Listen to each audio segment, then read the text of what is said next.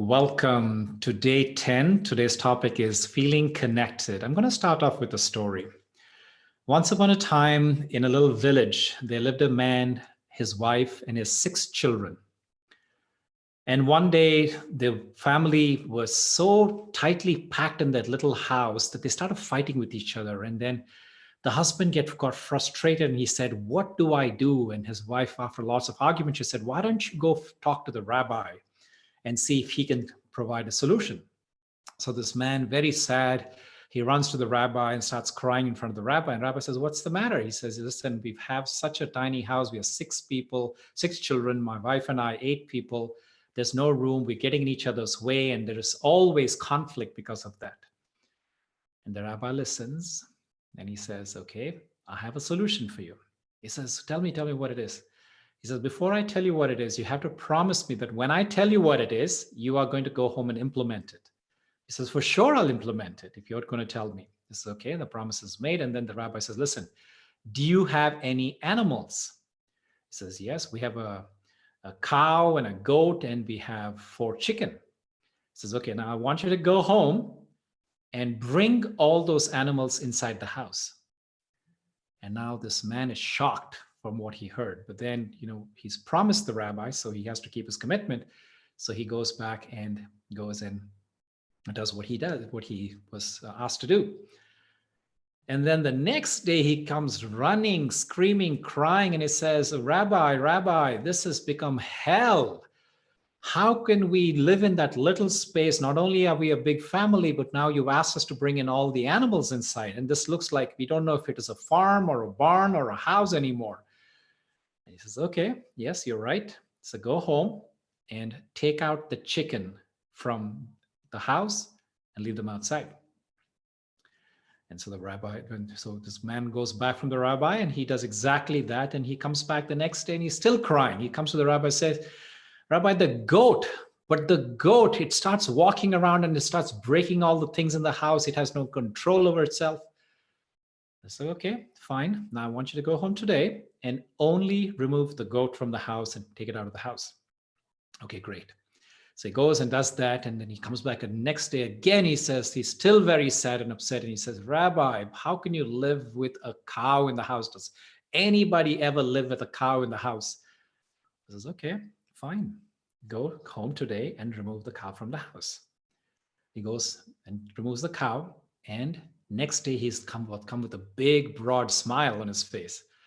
And Rabbi says, "What's the matter?" He says, "Oh, Rabbi, now finally we're able to live in peace. Now it's just our family. We've cleaned the house and now everything seems to be back to where we can live happily ever after." So the moral of the story is sometimes circumstances come to teach us how to be grateful for what we have already.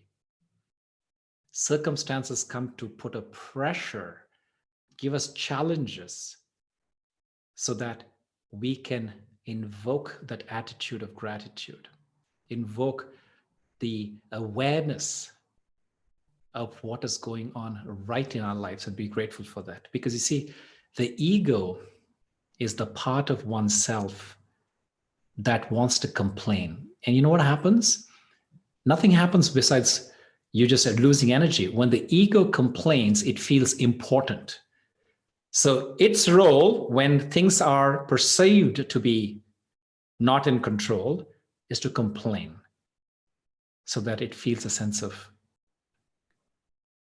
command over the situation. But really, nothing is under control. Nothing is ever changed. So let's ask ourselves, what has these very unusual circumstances come here to teach us?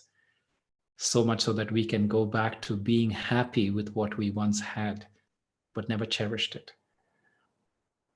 So today's topic is around loneliness, and I was listening to the Surgeon General of United States, the previous one under the Obama government, Vivek Murthy. Some of you may remember that name. He was speaking at a conference recently, and he had just written a book on loneliness, and he was talking about the pandemic of loneliness that is ravaging not just this country, but basically the entire world, because we are all said and done becoming more and more a selfish race, as a human race. And so what happens is that everybody for themselves leaves out a lot of us. In fact, if everybody for themselves, everybody is actually lonely in their own sense.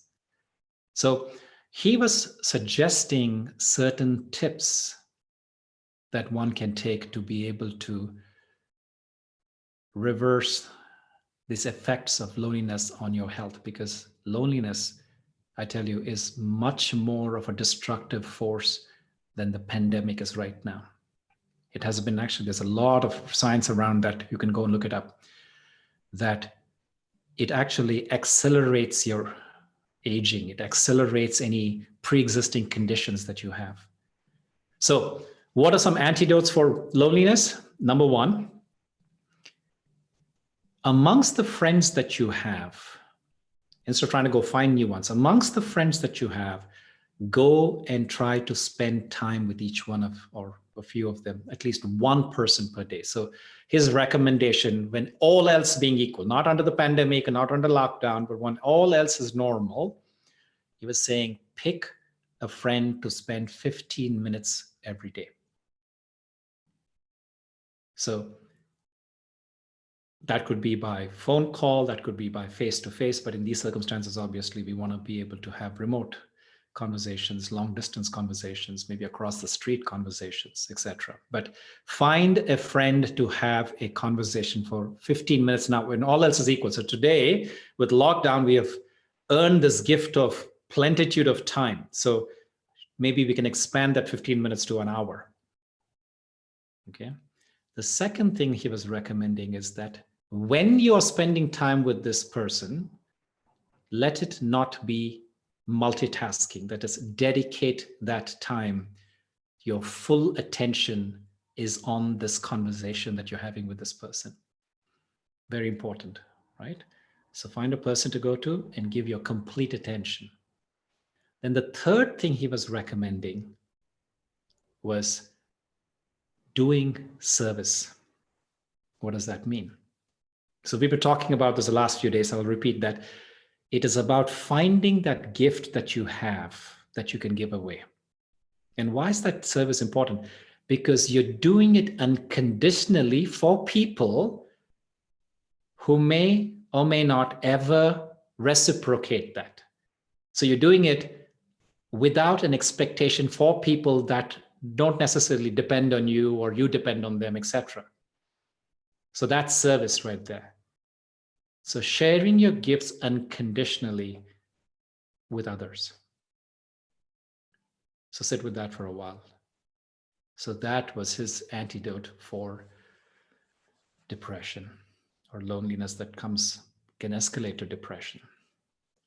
So now, like we always do, let's jump into a somatic exercise to lead into our meditation. So I ask that you take a nice big shoulder roll. So lifting your shoulders up to your neck and then dropping them as you're going forward, as far up, close to your ears, and then as far down.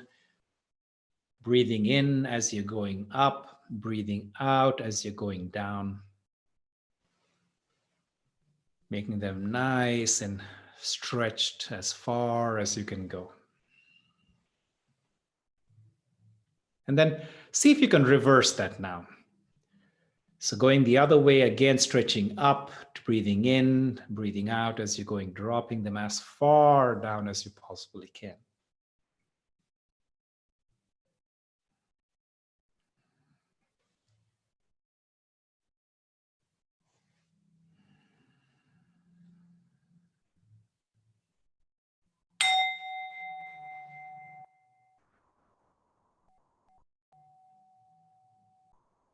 With your eyes open or closed, go ahead and take in some deep, comfortable breaths.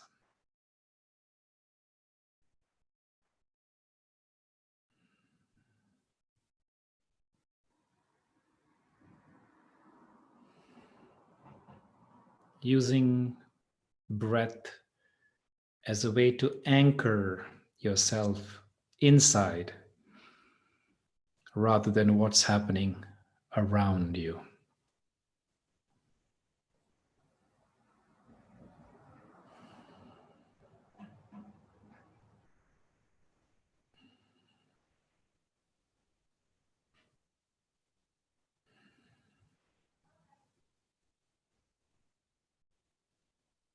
Drop into the state of pure awareness.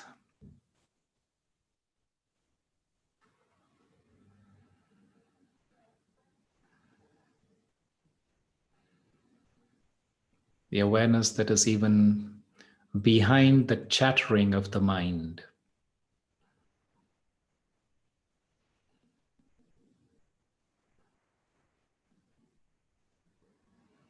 When you drop into awareness, you will notice a separation between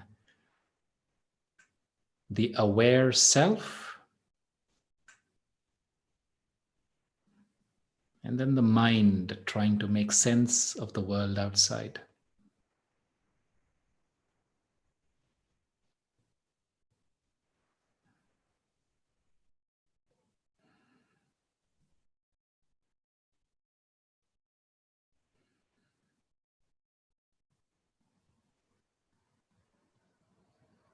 Awareness knows that nothing bad ever happens.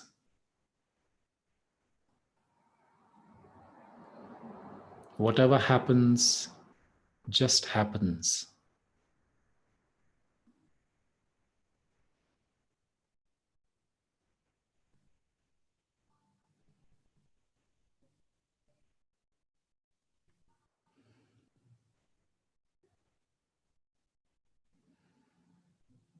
There is the actual situation,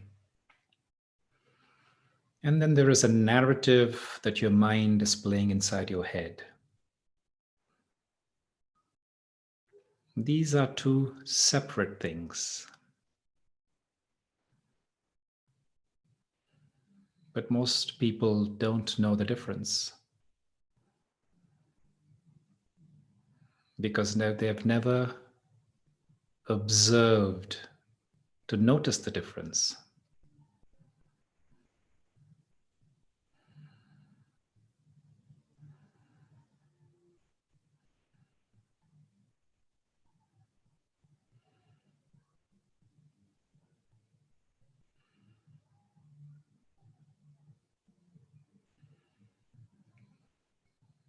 And when you don't notice the difference, you look through the lens of the chattering mind and perceive the narrative as reality.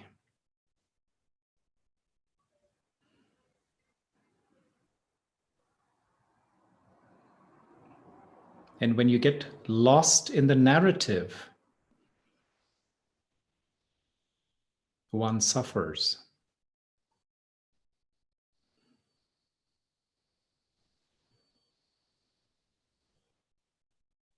And every so often, challenges come to shake us and wake us up to the reality.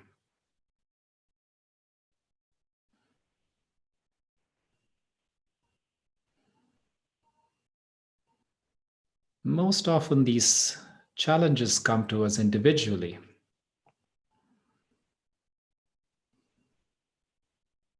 But today, we are noticing that it has come to us collectively, perhaps for all of humanity to wake up.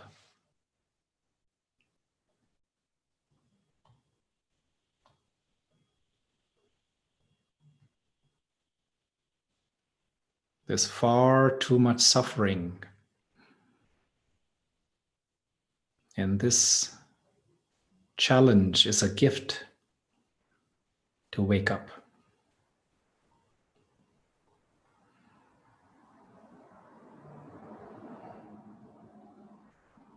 Notice if you can go into the state of pure awareness behind the stories, the narrative, into just being in the moment.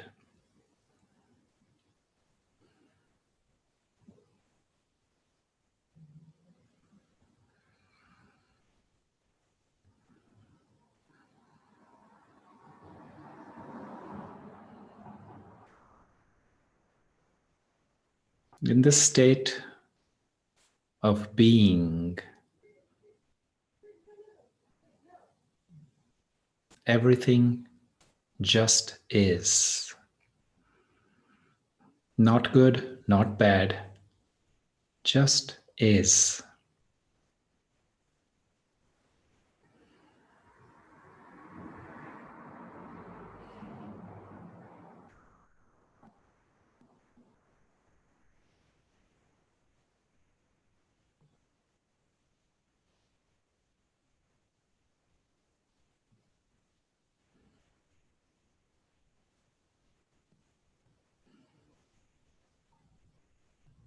And in the state of being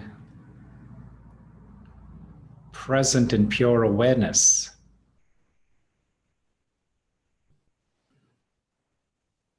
you are free.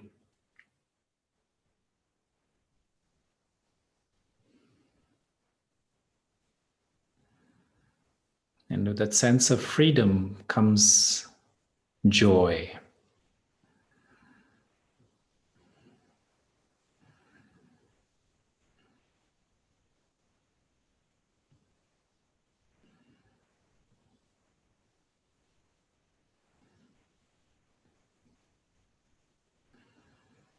When you get lost in the narrative,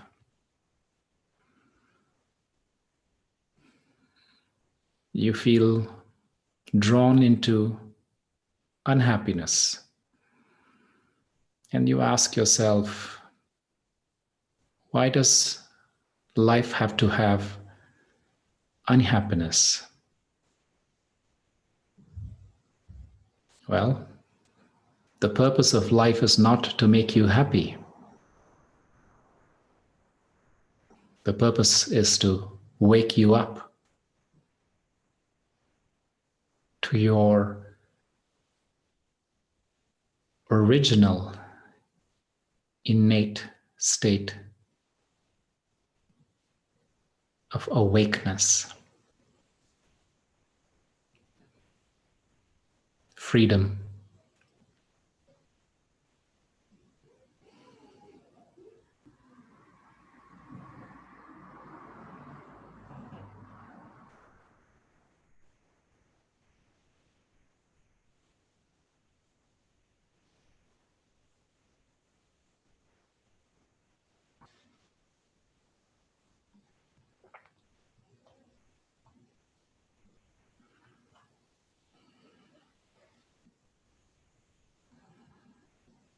As you begin to engage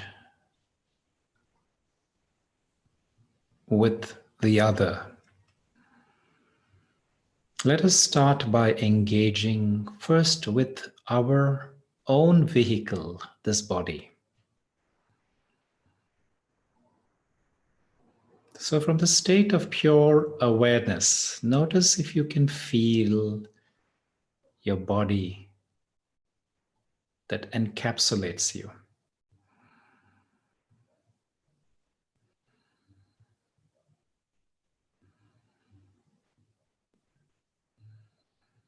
Notice sensations in your body,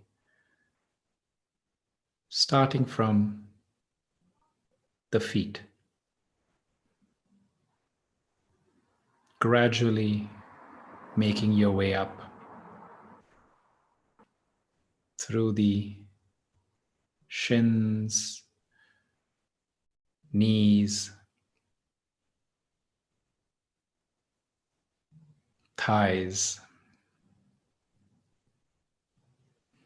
hips,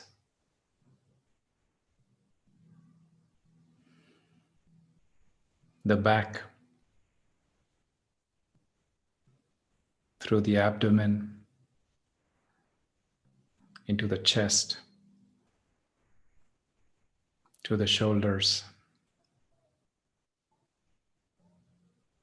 from the fingers, through the wrists, through the forearms, upper arms, bottom of the neck, back of the head, to the top of the head, front of the head, and resting this awareness inside of the head.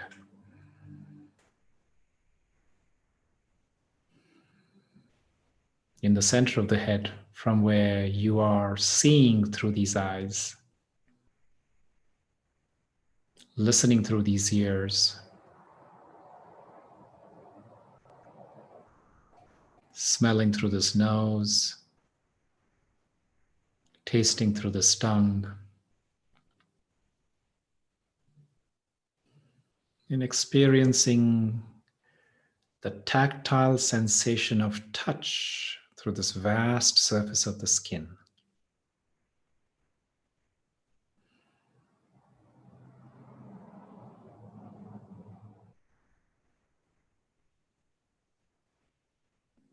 Notice just being inside this body, aware.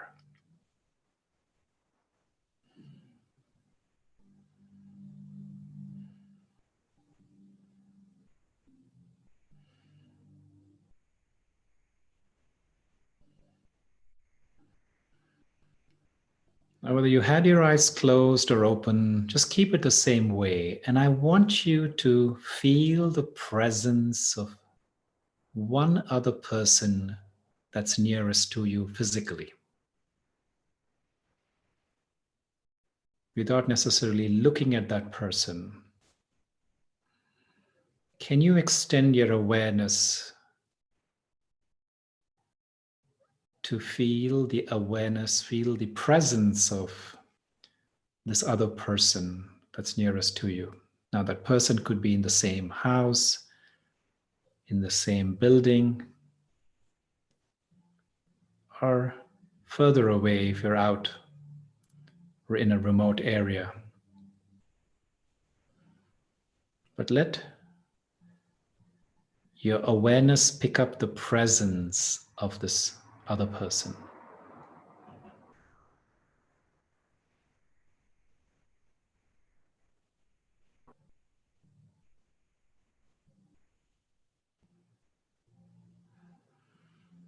Now see if you can extend that out a little bit further to include others in the building or in your home or somewhere nearby.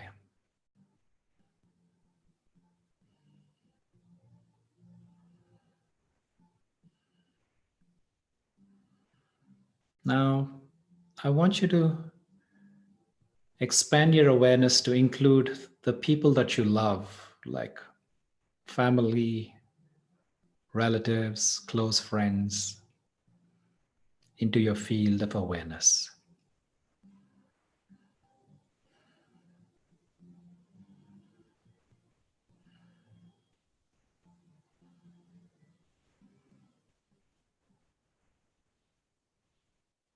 Now, let's see if you can extend that out to co-workers or classmates, as the case may be.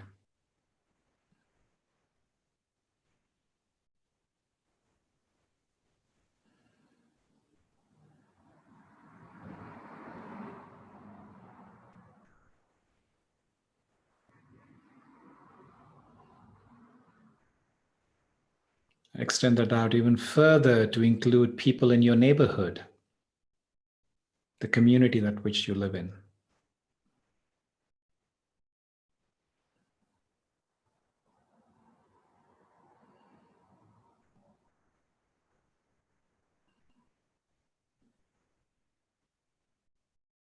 See if you can extend out even further to everybody in your city or village or town where you are.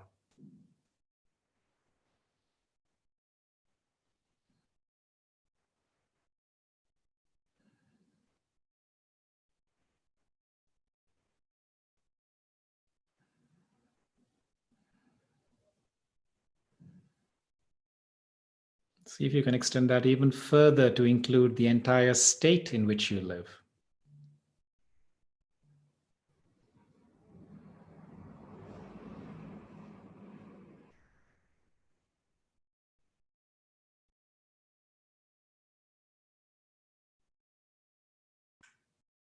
Can you include the entire country into the field of awareness.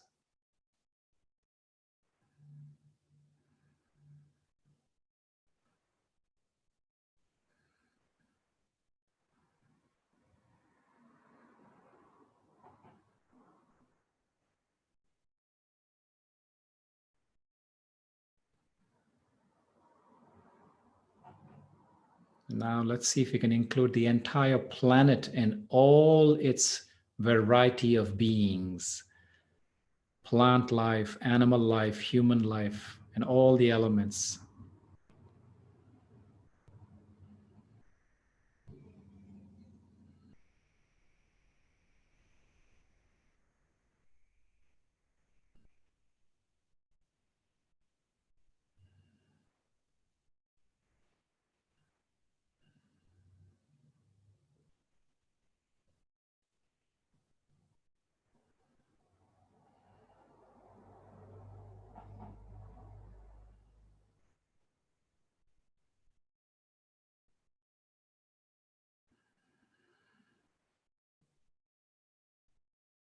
Notice how you feel right now.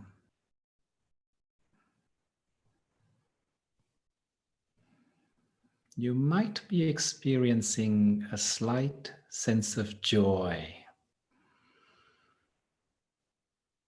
that comes from a state of being connected.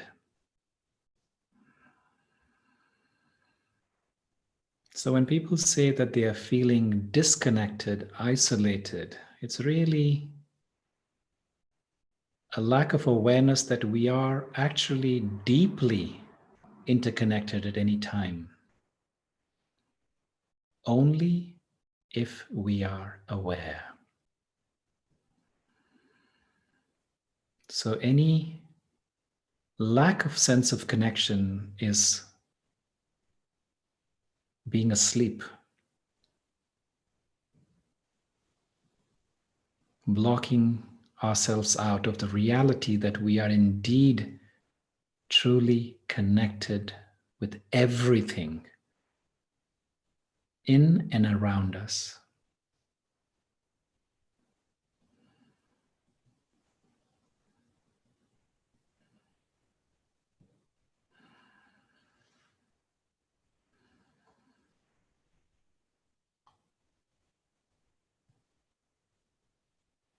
Now, with a big heart, send a wish to all the beings on this planet and to Mother Nature and its elements. May all the suffering in this world be removed.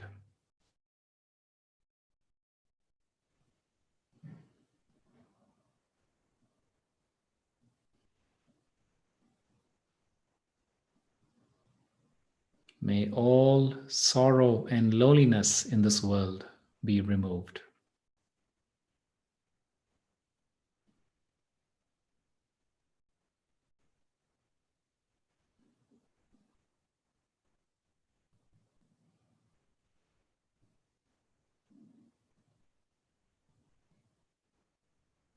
May all beings be well.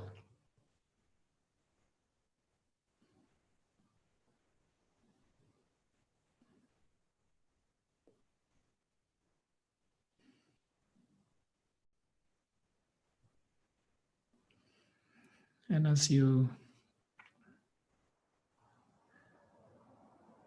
are in the state of tranquility, ask yourself this question. Instead of wishing I had more friends, how would I feel if I spent more time with those that I already have, but I never see? Instead of wishing that I had more friends, how would I feel if I spent more time with those that I already have, but I never see?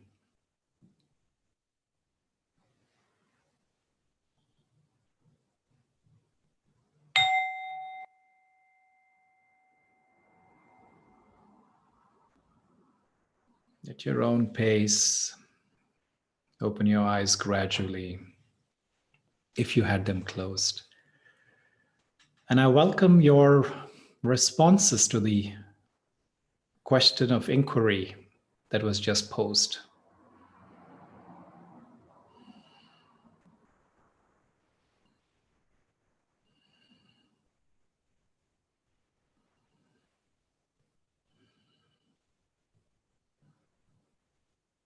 How would I feel?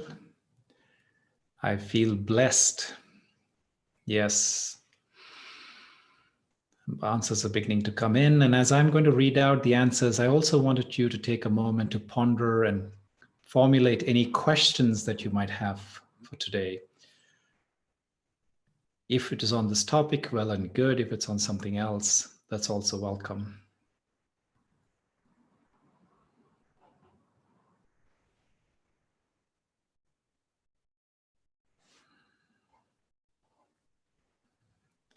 When I spend time with a friend, I feel energized. Yes, thank you, Lauren.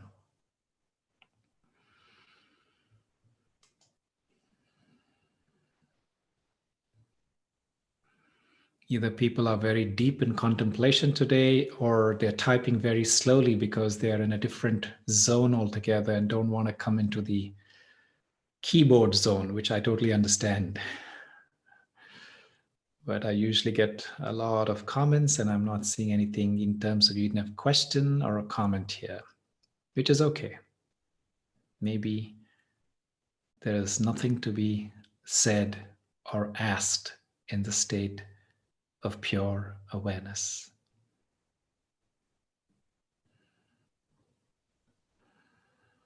Spending time with friend is forgetting all worries, and all happiness are in. Yes, they're within. Yes. Melissa says that I have more pure communication in my conversation. Yes. My friends are my garden. Wow, what a beautiful way to look at it. I'm very curious. Living Well, what is your name? Every day we see you coming. Living Well is the name of this forum, and you come in as Living Well. So I have no idea who you are. But I see that you have some very good comments and questions every day. All right, while you all are thinking or not thinking, there's a question that has come up from Saida, and it says, what to do when we get carried away with our thoughts during meditation? And it's a question I believe has come from Amina, her daughter. And my response to that is that it's very natural. It's very natural that I'm teaching you here, or you're participating with us here in a skill that is probably newish. Some of us have been doing it a lot longer than others, but it's something that we all have relearned how to get back into the state of focused attention, into pure awareness, being in the here and now.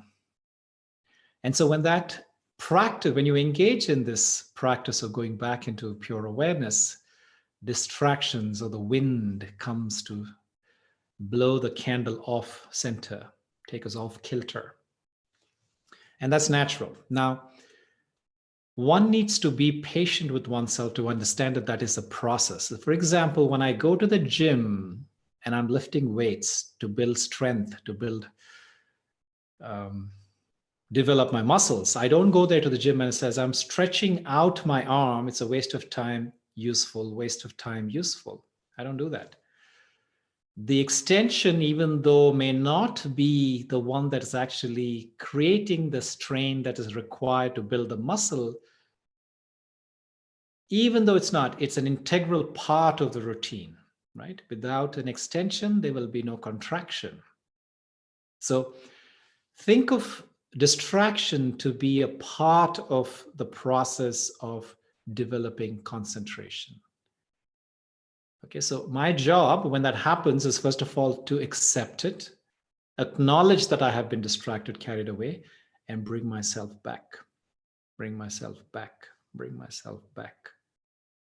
And thereby I'm building this muscle of concentration, of presence, pure awareness that will then serve me. As I've mentioned in this previous sessions, that this idea of default neural network, your default condition, where peace, joy, presence, attention will be your default mode, not something that you have to strive for. You have to work very hard to pay attention when you're in a meeting or when you're listening to a class or having a conversation, etc. Okay, so that comes from practice. Like anything else, be patient with yourself. Right, then the next question here is, I think the human race should stop living to earn. The basic needs should be met somehow automatically, and humans should strive for something much larger. The fundamentals of economy seem flawed. Your thoughts? Yes, yes. And not only my thoughts, but my life, Diksha. For those, if I don't know if you know anything about my choices, if you haven't heard my TED Talk, please go listen to it. It's called Being Before Doing. And there I share my life journey, how I was like a typical Indian boy, sought out to be a lawyer, doctor, engineer, or a failure. Anything less than the first three would be considered to be a complete waste of life. And so I went and became an engineer, not one, but I got 2 engineering degrees. But today, here we are. I've thrown all of that out of the window and I'm doing something completely different. The spiritual intelligence is my subject of choice for the last 8 years and full time.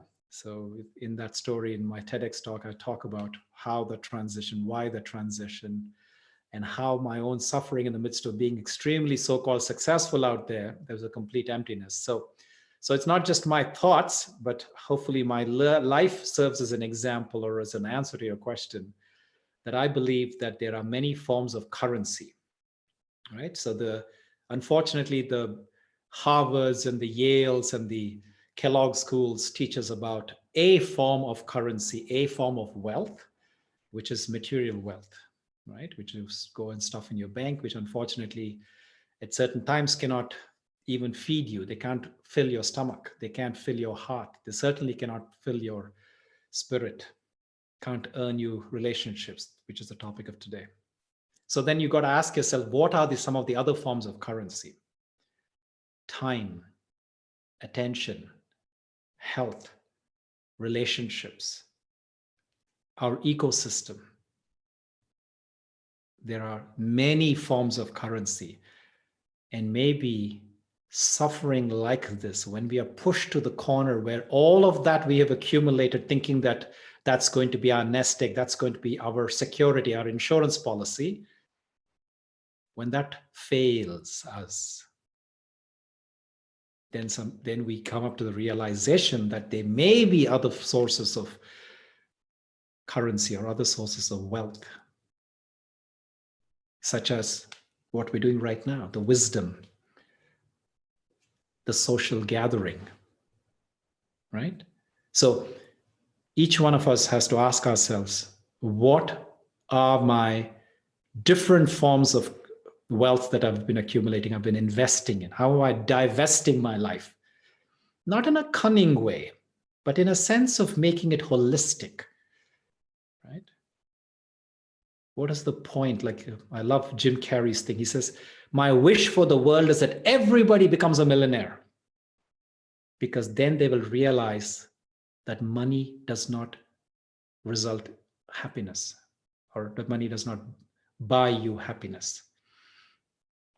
Okay, so that's hopefully answered your question. So how can I release the pain I'm seeking? I love the question. How can I release the pain I am seeking? So you are seeking pain. Is that what it is? I need some clarification on your question. So one of the triads of human existence is called the motivational triad. So I just want to go back into the fundamentals of human existence. So the motivational triad says every human being on this planet is pursuing 3 things: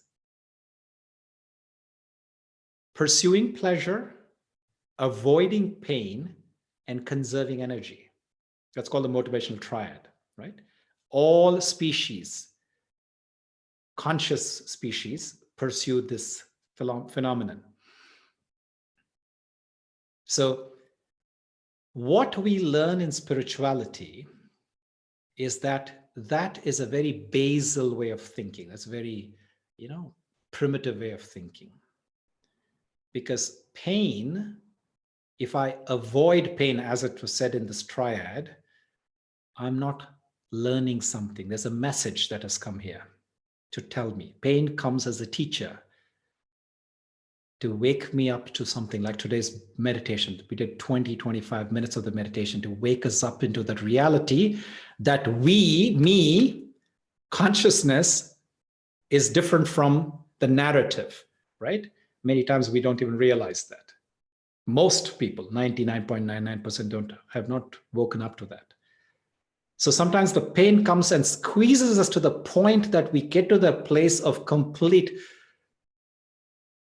isolation, separation, into the state of numbness almost, where there is that separation, where then we realize the separation is really from that narrative, from that stories I've been telling myself. It is my perception of what is going on around me and how I have internalized that. And thereby, there is the end to suffering, the end to pain. Okay, so sit with that. All right, so this is going to be the last question because we're almost out of time. How does one break through self-limiting beliefs and fear in career? I want to prototype and patent an idea, but keep procrastinating and feel blocked on how to proceed. As a result, I'm doing something safe that I know well how to do, yet it's not challenging or joyous. Well, there's your answer. You are quietly suffering and throwing away this one of the currencies we talked about, which is health and time.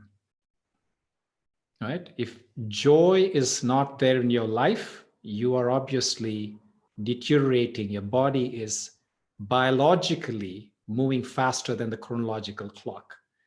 Do you realize that? And your lack of sense of purpose is probably taking a toll on your mind, right? As the Dalai Lama once said, we do not need more successful people. We need more people who have come alive in this world. And what was he talking about? He's talking about that spark that ignites in you when you have found your calling, when you're living your purpose, when you're in alignment with your values, right? So ask yourself, so if you have this precious life, this gift where you could do anything, do you want to dwindle away in the safety of these comfortable, the known, following the herd up the mountain, God knows where that's going to lead us to? Or do you want to use this precious time? And you know what? This circumstance that we're seeing, this pandemic, is a wake-up call, because time is no longer an infinite asset like some of us were imagining, right? Some of us were in the illusion that this physical lifetime will last forever and I have all the time. Why do I need to worry about investing in my health, in my well-being, in relationships, etc., into my community, into Mother Nature? Let's kind of do what's going to give me some gratification right now. So we'll think about it when we get old, or, when that day will come, when I have nothing else to do. Maybe I can invest in all these other things which are supposedly more important. But then now suddenly the death and disease and suffering is staring us up close and front and center in our face. And then we got to ask ourselves, how long do we want to delay our life's purpose under the guise of safety? So folks, I want to wrap that up here. We're out of time. Hopefully that I've answered your question. So 3 takeaways from today: to deepen your sense of connection, find friends that you already have, but have been, for whatever reason, not being able to give time to. Can we spend an hour of dedicated time with this friend or relative or neighbor, colleague, whatever, right? And let that time not be one of multitasking, but one of complete attention. And then the third takeaway is, how can I serve unconditionally to people who, without any expectation, that may or may not be able to come back and give me something?